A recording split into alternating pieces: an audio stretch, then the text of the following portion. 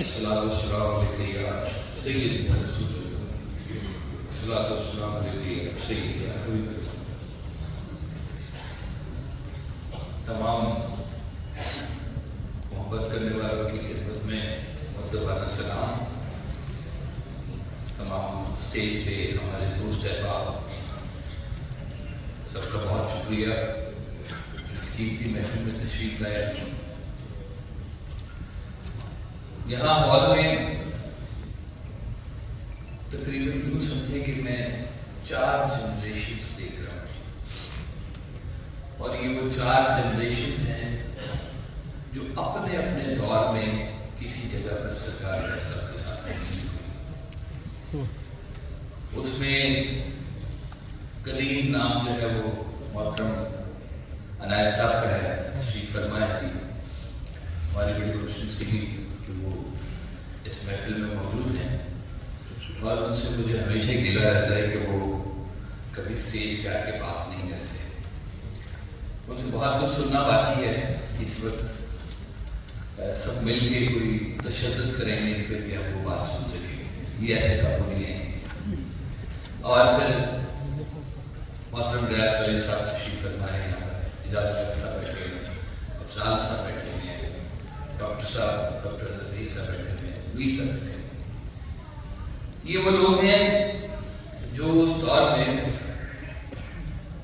ہمارے گھر کے برآمدے میں اور دفتر میں اور ہال میں جن کا آنا جانا لگا رہتا تھا، اور ان کے ساتھ کبھی سرکار صاحب آ رہے ہیں، جا رہے ہیں، بیٹھے ہیں، اور وہ یقین کریں کہ ہر وہ لمحہ جو آپ کے ساتھ گزرتا تھا، میں یقین سے کہہ سکتا ہوں کہ وہ ہماری زندگی کا بہترین اثاثہ ہے۔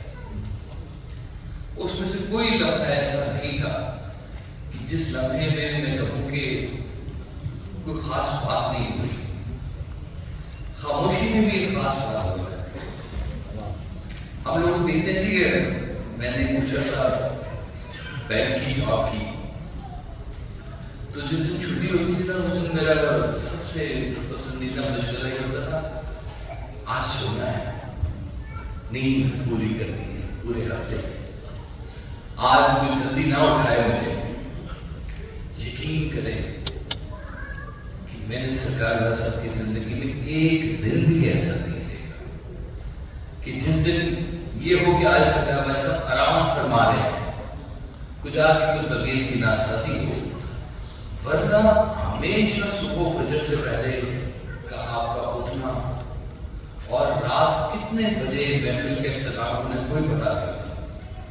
اور مختصر ترین اللہ بخشے ہمارے ابھی بلال صاحب تشریف لے گئے سرکار کے پاس ہی، ایک بلال صاحب نے مجھے کہا کہ آپ کو کیا لگتا ہے کہ میں واسطہ صاحب پہ ایسے ہی یقین لے آیا تھا؟ تو میں نے پوچھا کہ پھر آپ کیا بات ہوئی کہ آپ یقین لے کے آئے صاحب پہ؟ وہ جب میں واسطہ صاحب کو رات کو فون کرتا تھا 2:30-3 بجے، اور میں چیک کرتا تھا واسطہ صاحب سو تو نہیں رہے ہیں، اور وہ میرا فون اٹھاتے تو کہتے ہیں ہاں بلال ٹھیک ہے، شاباش، اللہ حافظ۔ تو کہتے ہیں وہ میرے اسی سے میری جو ہے نا وہ کیفیت بدل ہے، واسطہ صاحب اس وقت بھی میرا خیال رکھا ہوا انہوں نے، سلام دعا کچھ نہیں، بس یہ بات ہوئی، اور کہتے ہیں میں نے فون بند کر دیا۔ تو کہتے ہیں یہ میرا ذاتی ایک تجربہ تھا کہ میں ان پہ کیسے یقین لے کے آیا۔ سرکار صاحب نے خوبصورت ایک جگہ پہ آپ نے فرمایا کہ اس دنیا میں کوئی صداقت نہیں ہے، کوئی سچائی نہیں ہے، ہاں صادق ہے، سچا ہے، وہ جو کہے گا وہ سچائی ہوگی۔ تو ہم نے اپنی زندگی میں نے اپنی زندگی میں اپنے قریب میں اتنا سچا شخص نہیں دیکھا ابھی تک۔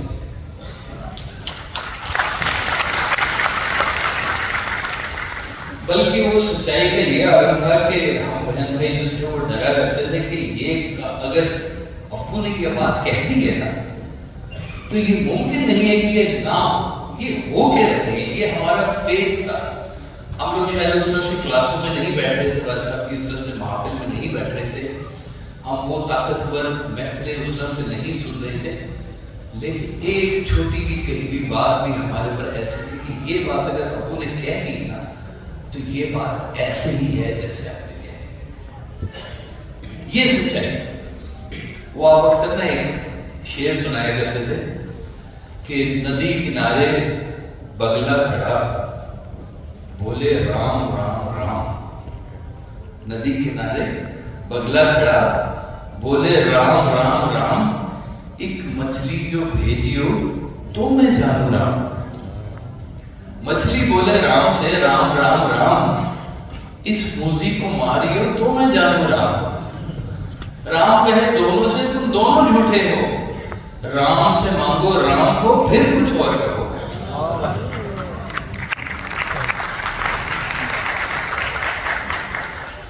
تو وہ ہماری جو یہ صرف ایک کیفیت تھی کہ ہم اس قرب میں رہتے تھے اور وہ ہمیں شاید اس طرح سے محسوس نہیں ہوتا لیکن وہ قرب چل رہا ہے.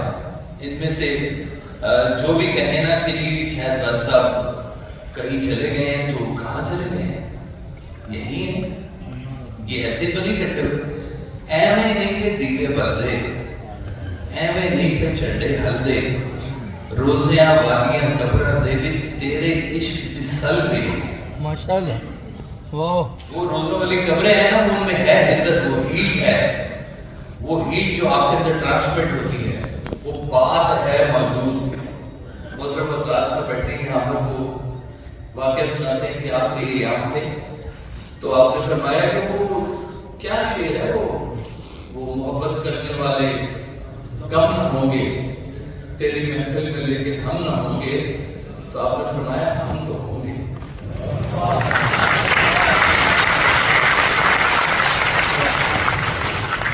تو وہ صادق نے جو کہا وہ ویسے ہی ہے. اور یہ خاص عنایت تھی سرکار عالم صلی اللہ علیہ وسلم کی کہ ان کے چاہنے والے مولا علی کے جو چاہنے والے ان کے جو خادم ان کے جو غلام ہیں یہ صفات ان میں عیاں نظر آتی ہیں کہ زندگی میں وہ جھوٹ نہیں بولتے. سرکار کا کالج تھا ناپا روڈ پر.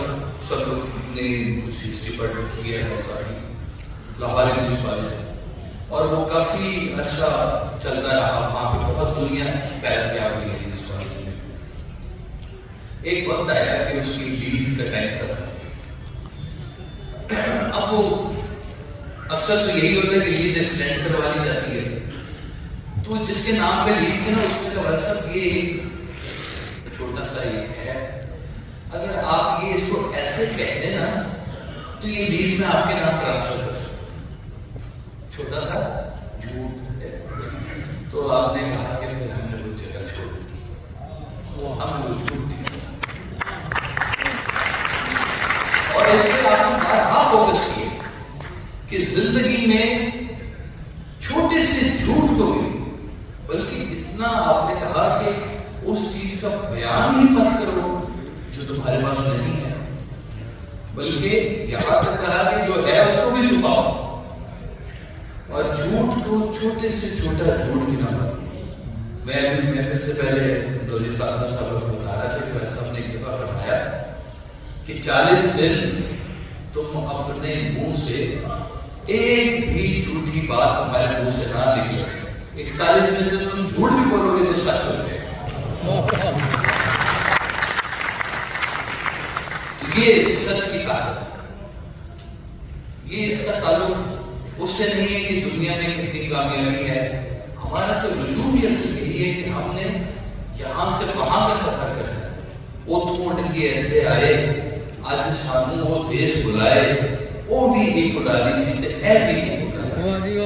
ہم نے ایک سفر ہے اگر دو پروازوں کے درمیان کا جو سفر ہے اس کو ہم نے زندگی کا نام رکھا ہے. ہم یہ یہاں کا اور اس پہ سرکار بہت فوکس کرنا تھا. کہتی ہے کہ تمہاری اولاد ہے نا اس کو اپنے دور میں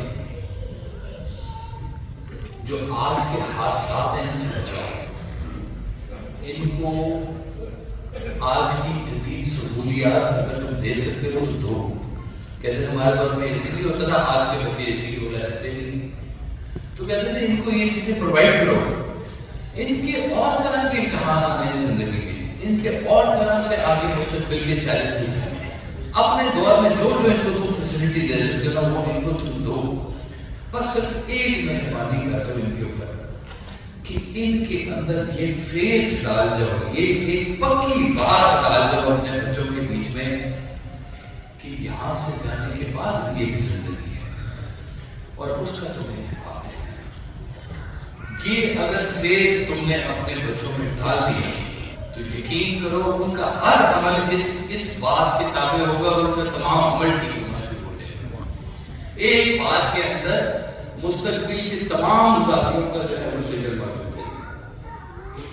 تو یہ ساری ہم کتنی دیر سے جب بات سن رہے ہیں, میر صاحب نے بھی سرکار کی اس طاقت کا ذکر کیا, باقی احباب نے بھی, اور وہ میں سمجھتا ہوں کہ یہ آپ کی زندگی کا سب سے بڑا خاصہ تھا کہ جھوٹ آپ کے دروازے پہ نہیں آیا, نہ آپ نے اس کو کبھی انٹرٹین کیا, بلکہ وہ جھوٹ والے سے تو ویسے ہی آپ کے نادا کر دیتے تھے کہ یہ ذرا اور یہ تھے لوگ. تو سچ کو ماننے والے آپ فرمایا کہ سچ وہ ہے جو سچے کی زبان سے نکلے. اب وہ سچا زندگی میں سچا, ہر بات میں سچا. اس سچے نے کہا کہ تمہیں مرنے کا ڈر نہیں ہونا چاہیے اور تمہیں گھبرانے کی ضرورت ہی نہیں ہے. جب تمہاری آنکھ بند ہوگی نا تو تمہیں لینے میں آؤں گا. تو میرے لیے یہ سچ بڑا ہے. ایک بار سرکار نے ذکر کیا کہ دیکھو اگر کوئی تمہیں کہے کہ تم کس کے ماننے والے ہو, تم کہہ سکتے ہو کہ میں مولا علی کا ماننے والا ہوں. اب مولا علی کے ماننے والے نے پوچھ رہے کہ تو مولا علی کے کسی غلام سے, کسی چاہنے والے سے, کہ کسی سچے عاشق سے تمہاری کوئی ملاقات ہوئی؟